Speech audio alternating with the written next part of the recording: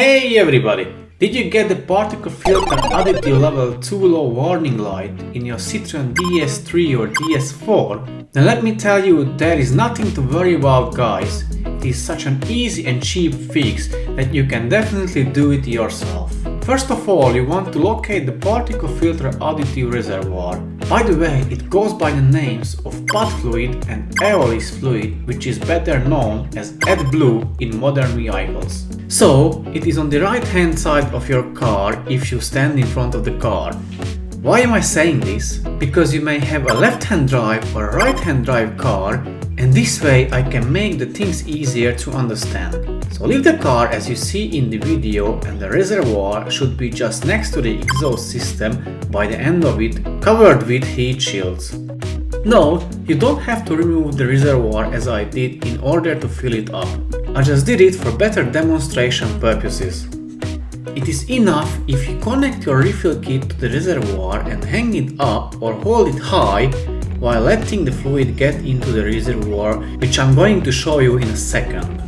So here is the kit and the instructions. It is pretty simple and straightforward. Once you got it connected, hook it up to your DPF fluid reservoir.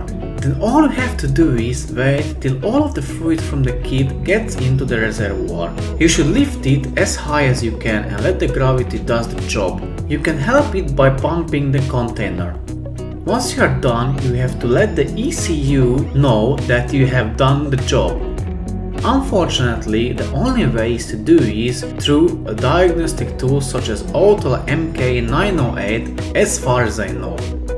If you know otherwise, let me know in the comment section below. So hook up your diagnostic tool, which is capable of reprogram some stuff in the ECU.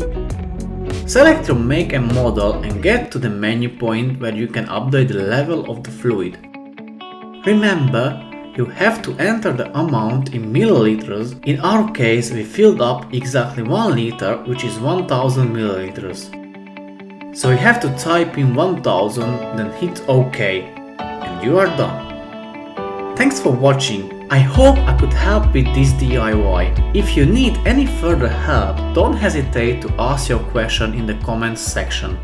See you in the next one. Bye.